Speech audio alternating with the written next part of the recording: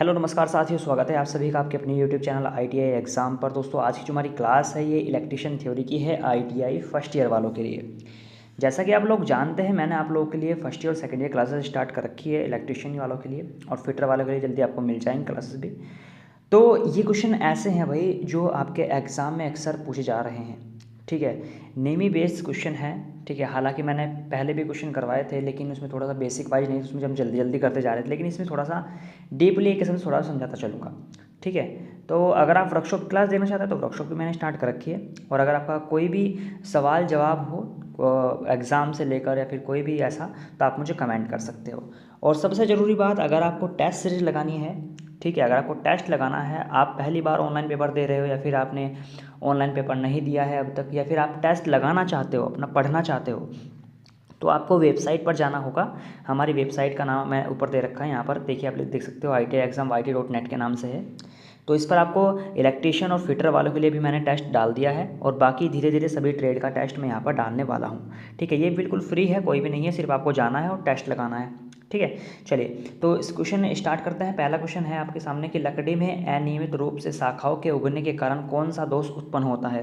देखिए, क्वेश्चन के नंबर में मत जाना, कभी आप सोचो कि 12वें नंबर का है, तो मतलब जो महत्वपूर्ण क्वेश्चन है सिर्फ वही लेकर आया हूँ जो आपके एग्जाम में बन सकते हैं।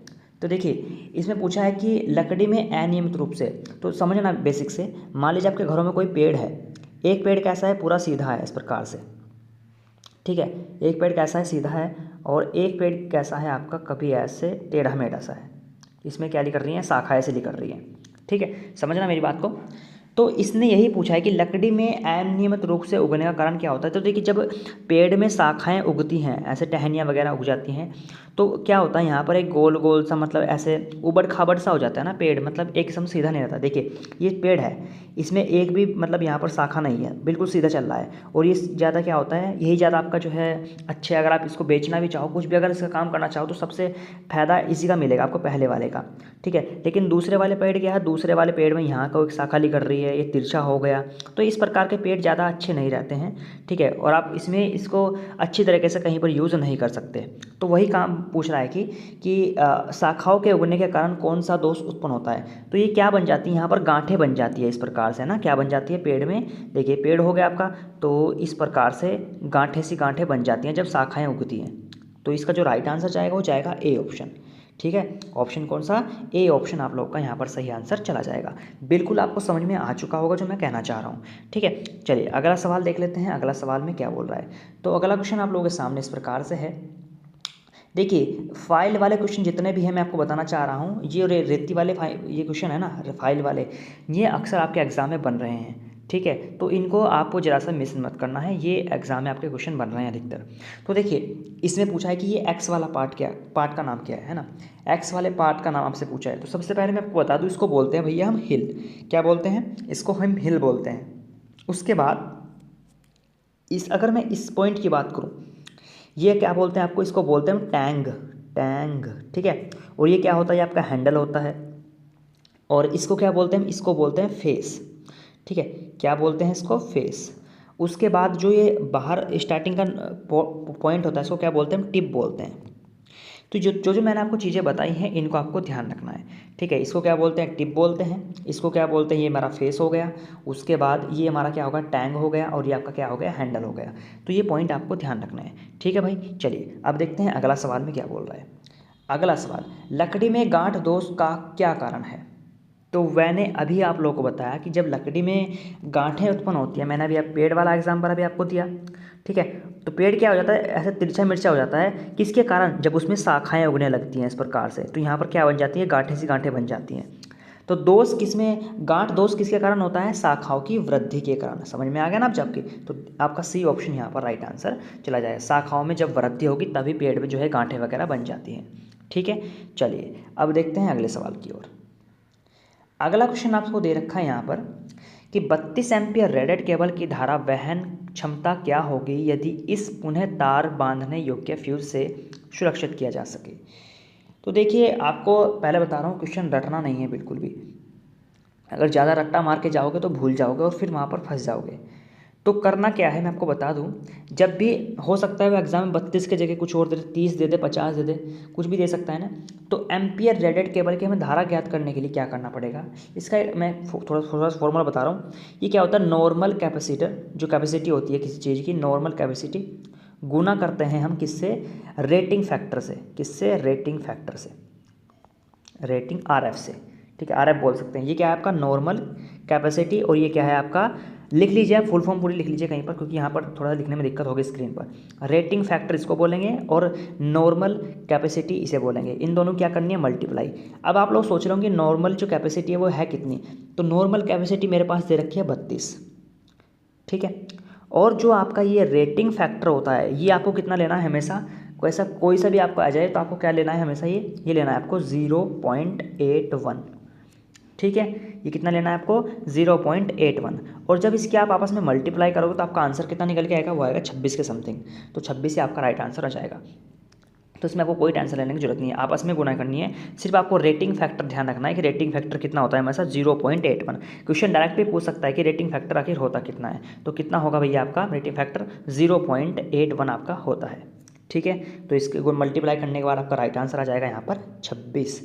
ठीक है भाई, चलिए अब बढ़ते हैं अगले सवाल की ओर। ये आपका सवाल है, देखिए इस प्रकार के क्वेश्चन भी आपके एग्जाम में बहुत ज़्यादा देखने को मिल रहे हैं। डायग्राम वाले, मैंने आपसे पहले बताया था कि जितने भी डायग्राम वाले क्वेश्चन हैं आपको पूरे सही से देख कर जाने हैं, क्योंकि डायग्राम वाले क्वेश्चन अब की बार बन रहे हैं बहुत ज़्यादा। ठीक है, तो इसको पूछ रखे कि इस जोड़ का नाम क्या है। तो इस जोड़ को हम डायरेक्टली, मतलब अब इसमें समझाने वाली बात तो कुछ नहीं है, तो इसको हम बोलेंगे, आप डायग्राम देख लीजिए, इसको क्या बोलेंगे, नोटेड टैब जोड़। तो ऑप्शन नंबर यहाँ पर बी इज़ राइट आप लोग का चला जाएगा। ठीक है, बी ऑप्शन आपका यहाँ पर चला जाएगा। ठीक है भाई, चलिए अगला सवाल देखते हैं। पूछ रहा है, ये क्वेश्चन भी इंपॉर्टेंट है, XLPE का पूर्ण रूप क्या है। ये क्या है XPL, सबसे पहले बता दूँ, ये टाइप होते हैं केबल के। क्या होते हैं, टाइप ऑफ केबल होते हैं। जैसे टाइप में केबल में एक PVC होता है ना, PVC पॉलीविलाइन क्लोराइड केबल वगैरह होते हैं ना, तो इस प्रकार से ये भी एक किस्म से क्या होता है, इसका एक टाइप है, एक रूप है किसका, उसका क्या बोले, केबल का, है ना। केबल का क्या है, एक किस्म से रूप है। तो इसकी फुल फॉर्म पूछिए, XLPE का पूर्ण रूप क्या है।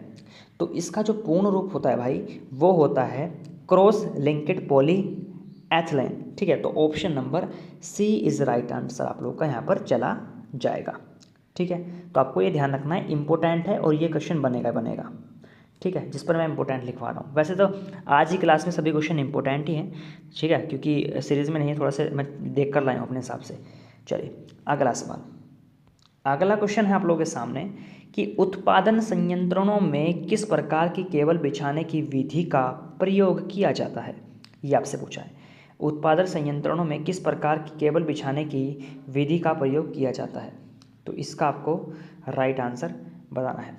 तो क्या होता है, कहीं पर भी अगर मान लीजिए हम किसी भी संयंत्रों में अगर हम कुछ भी केबल बिछा रहे हैं तो क्या करती है एक किस्म से, मतलब ऐसे बिछाते हैं जैसे आपके घरों में अलमारी वगैरह होगी ना, और वहाँ पर मान लीजिए मेज़ है और उस पर सामान वगैरह रखा है, तो इस प्रकार से हम सीधी रेखा में इस पर जो है एक किस्म से केबल बिछाते हैं। तो ये थोड़ा सा इसमें थोड़ा डीपली हो जाएगा, इसको आपको याद रखना है, रैक इन एयर, यानी कि हवा में रैक में। ठीक है, हवा में रैक में इसको बिछाते हैं, तो ये पॉइंट आपको थोड़ा सा ध्यान रखने वाला है। ठीक है, इसका बी आंसर आप लोगों का सही आंसर चला जाएगा। ठीक है, तो बी ऑप्शन का करेक्ट आंसर। चलिए अगला सवाल पूछ लिया है कि तांबे के परमाणु के आबंध चक्र में कितने इलेक्ट्रॉन होते हैं। किसका पूछा है, एटम, कॉपर का। तो सबसे पहले मैं आपको बता दूं, इसमें क्या होता है, आपके चार पॉइंट होते हैं। एक होता है के में कितने होते हैं, 2। ध्यान देखिए, समझ लिए, अभी समझाऊंगा। एल में कितने होते हैं, 8। एम में कितने होते हैं, ये होते हैं आपके 18। और जो आपका बाकी का बचता है एन, उसमें जो बाकी के बच जाते हैं वो उसमें आ जाते हैं। ठीक है, अब देखिए इसमें मेरे पास यहाँ पर एक बार बताना चाहता हूँ मैं, जो किसका पूछा है, कॉपर का पूछा है। तो कॉपर में कितने होते हैं, 29 होते हैं, अगर आपको याद हो। ठीक है, अगर आपने पढ़ा होगा तो इसको 29 होते हैं इसमें कॉपर में इलेक्ट्रॉन। ठीक है, तो इसमें क्या होता है, 29, 2 तो ये हो गए, 8 ये होंगे, 8 और 2 10 और 18 कितने हो गए 28 और 1 29। तो इसमें बचे हुए आबंध आ जाते हैं, बचे हुए एन वाले पार्ट में क्या आ जाते हैं, लास्ट में जितने बचते हैं वो यहाँ पर इलेक्ट्रॉन। हालांकि केमिस्ट्री आपको, मुझे लग रहा है केमिस्ट्री आपकी हल्की होगी तो इस वजह से थोड़ा समझ में नहीं आ रहा होगा, लेकिन आपको ये ध्यान रखना है जो के में 2 होंगे, एल में 8 होंगे, एम में 18 होंगे और एन में कितना बचेगा 1 बचेगा, क्योंकि मुझे टोटल कितने लेने हैं, मुझे लेने हैं भैया 29। आप मैथ से भी समझ सकते हो, जैसे मैथ पढ़ा रहा हूँ ना मैं, टोटल होते हैं इसमें 29, 29 कितने होते हैं भैया 29 टोटल होते हैं। अब इस 29 को मुझे कितने पार्ट में डिवाइड करना है, 4 पार्ट में, 4 पार्ट में मुझे डिवाइड करना है। तो पहले में तो हमेशा भैया 2 ही रहेंगे, ठीक है, दूसरे में आएंगे 8 हमेशा, तीसरे में आएंगे हमेशा 18। अब टोटल कितने हो चुके हैं देखिए, 8 और 10 10 हो गए, और उसके बाद 10 और 18 कितना हो गया 28, लेकिन है टोटल कितने 29। तो किसकी कितने की जरूरत पड़ रही है, मुझे पड़ रही है 1 की जरूरत, तो 1 मेरा लास्ट वाले पार्ट में यहाँ पर आ जाएगा। और इसी को क्या बोलते हैं हम, आबंध चक्र। क्या बोलते हैं इसको, लास्ट वाले को आबंध चक्र बोलते हैं। तो लास्ट में कितना आ रहा है 1 आ रहा है, तो 1 ही आपका राइट आंसर हो जाएगा।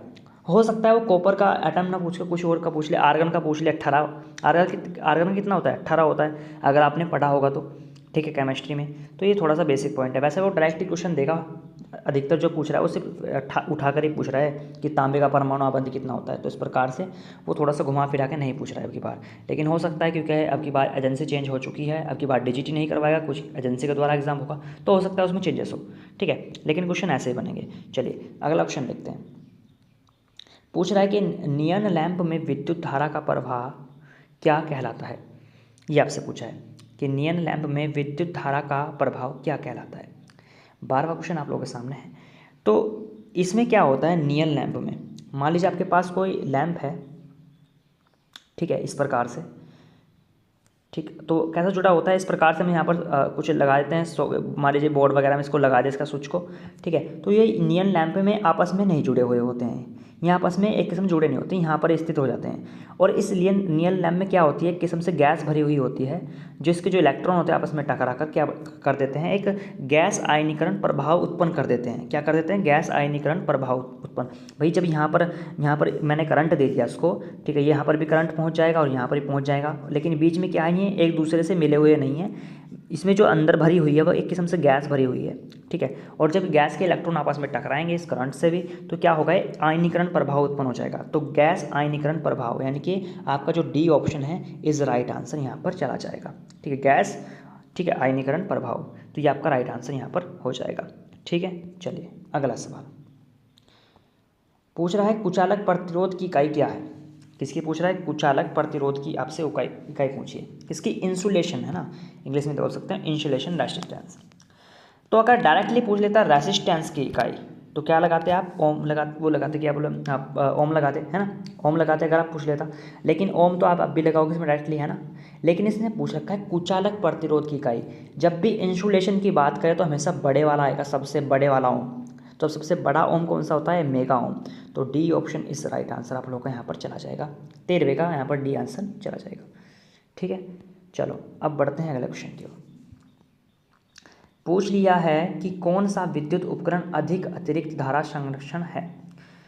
तो देखिए विद्युत उपकरण अधिक अतिरिक्त धारा संरक्षण कौन सा करता है, तो यहाँ पर 14वें का कौन सा जाएगा, यहाँ पर जो आपका फ्यूज़ होता है। देखिए मिनिएचर सर्किट ब्रेकर हो सकता है, लेकिन इसमें जो सही होगा, फ्यूज़ की बात हो रही है यहाँ पर, फ्यूज़ की। कौन सा विद्युत उपकरण अधिक अतिरिक्त धारा संरक्षण का होता है। आपके घरों में फ्यूज़ वगैरह रखा होगा, मतलब लगे हुए होंगे, तो आपके घरों में अक्सर यूज़ होता होगा फ्यूज़। कैसा फ्यूज़ होता है, आप इस प्रकार से फ्यूज़ होता है, उसमें अलग से जो है एक किस्म से एक तार होता है। जब मान लीजिए आपके घरों में फ्यूज़ चला जाता था, तो जब फ्यूज़ उड़ जाते थे, तो आप लोग क्या करते थे, उस फ्यूज़ को निकाल लेते थे। ऐसे पत्थर टाइप का होता है ना वो, तो उसमें क्या होता था, वायर चिपका हुआ होता है इस प्रकार से आपस में, है ना, वायर लगा होता है। तो वो वायर क्या हो जाता, हट जाता था जब भी तेज़ लाइट आती थी, तो कुछ भी इफेक्ट होता था, तो आप उस तार को जोड़ करके दोबारा फिर से उस फ्यूज़ को चालू कर देते थे। तो यही इसमें पूछ रहा है कि कौन सा विद्युत उपकरण अधिक अतिरिक्त धारा संरक्षण है।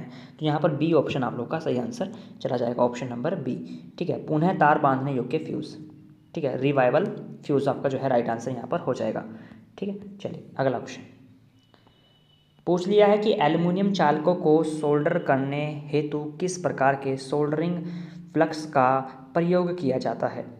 एल्युमिनियम चालकों को सोल्डर करने हेतु किस प्रकार के सोल्डरिंग फ्लक्स का प्रयोग किया जाता है।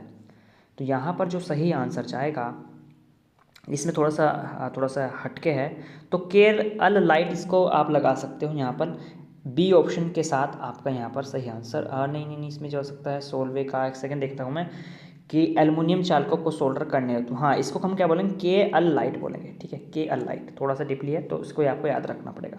ठीक है, तो बी ऑप्शन आप लोगों का यहाँ पर सही आंसर चला जाएगा। ठीक है, चलिए अगला सवाल। केबल बिछाने की कौन सी विधि संकीर्ण क्षेत्रों हेतु उपयुक्त है। संकीर्ण क्षेत्र आखिरकार होते कैसे हैं, मैं आपको बताऊँ, जहाँ पर ज़्यादा भीड़ भाड़ वगैरह हो। ठीक है, तो ऐसे में केबल बिछाने के लिए कौन सी युक्ति का हम उपयोग करेंगे। तो देखिए मैं आपको बता दूं, आपके आसपास में ऐसा कुछ होया हुआ, मतलब जैसे आपने देखा होगा ये सिम होती हैं, है ना, जियो हो गया, BSNL वगैरह हो गया, वोडाफोन हो गया। तो ये क्या काम करती है, ऐसे हवा में अपने तार को लटकाती है क्या, जो रेंज के तार होते हैं, क्या उसको हवा में आपस में लटकाती है, जैसे आपके बिजली के तार होते हैं ऐसे तो नहीं लटकते हैं। और लेकिन ये क्या काम करती है, ये अंडरग्राउंड करती है तार को, क्या करती हैं, एक बड़ा सा पाइप ले लेती हैं और उसको क्या करती है, ज़मीन में गाड़ देती हैं। ठीक है, जो प्लास्टिक का पाइप होता है उसको ज़मीन में गाड़ देती है। आपने देखा होगा हरे कलर का होता है, लाल कलर का होता है, नीले कलर का होता है। तो इस प्रकार से उस पाइप को डालने के बाद फिर उसमें ये वायर पहुंचाते हैं, उसमें ज़मीन के अंदर अंदर ही क्या घेर देते हैं, वायर घेर देते हैं ज़मीन के अंदर अंदर। ठीक है, और उसी क्या बोलते हैं हम, डक्ट पाइप विधि बोलते हैं। क्या बोलते हैं, डक्ट पाइप विधि। तो ये क्या होता है, इससे ना तो मतलब ज़्यादा भीड़ भाड़ वाला क्षेत्र भी बच जाता है, ना तो ये कहता है कि मतलब ना तो तार लटकते हैं, ना कुछ खतरा रहता है। तो ये अंडरग्राउंड कर देते हैं। ठीक है, ज़मीन के अंदर ही पाइप घेर करके उसमें वायर घेर देते हैं। तो ये आपका क्या होती है, डक्ट पाइप विधि होती है, और यही इसके बारे में पूछ रहा है। ठीक है, तो यहाँ पर जो राइट आंसर जाएगा 19वें का बी ऑप्शन इस राइट आंसर चला जाएगा। ठीक है, चलिए अगला सवाल। जोड़ मैं फिर से बता रहा हूँ, इस प्रकार का जो जोड़ है वो आपको देख कर जाना है, क्योंकि मोस्ट इंपॉर्टेंट है। ठीक है, क्योंकि अक्सर एग्जाम में बन भी रहे हैं। तो इसका पूछ रखा है कि इस जोड़ का नाम क्या है, तो उसको मैरिड जोड़ बोलेंगे, आपस में जुड़े हुए हैं, तो मैरिड इसका राइट आंसर हो जाएगा, option number A is right answer. ठीक है, चलिए बढ़ते हैं अब अगले सवाल की ओर। अगला सवाल देखते हैं क्या बोल रहा है, लास्ट क्वेश्चन है। पूछा है कि कौन सा कुचालक पदार्थ भूमिगत केबल में गर्म यौगिक की तरह डाला जाता है। तो कौन सा पदार्थ है वो, तो वो है भैया बिटुमिनस यौगिक। कौन सा, बिटुमिनस यौगिक। तो ऑप्शन नंबर सी आपका यहाँ पर करेक्ट आंसर चला जाएगा। ठीक है, C option is right answer आप लोग का हो जाएगा। तो ये था आज के क्वेश्चन जो मैंने आपको इस क्लास में करवाए। आई होप कुछ आपको समझ में आया होगा। अगर कुछ ना समझ में आए तो आप मुझे कमेंट करना, कोई भी आपका सवाल हो, डाउट हो, तो मुझे लास्ट में कमेंट कर सकते हैं। और रही बात आपका एग्ज़ाम की, तो एग्ज़ाम पर जैसे ही अपडेट आएगी आप लोग को बता दिया जाएगा। लेकिन उससे पहले आपको प्रैक्टिस अपनी पूरी कर लेनी है। टेस्ट लगाइए जितना हो सकता है टेस्ट। देखिए मैं बता रहा हूँ, जितना प्रैक्टिस करोगे ना, टेस्ट लगाओगे, उतना ही आप लोगों के लिए बेटर होगा। तो टेस्ट आपको कहाँ से लगाना है, वेबसाइट पर जाइए, वेबसाइट पर आपको टेस्ट सीरीज वहाँ पर मिल जाएंगी। ठीक है, तो चलिए आज की क्लास को मैं एंड करता हूँ। मिलते हैं अब नेक्स्ट वीडियो में। आज के लिए इतना ही, धन्यवाद।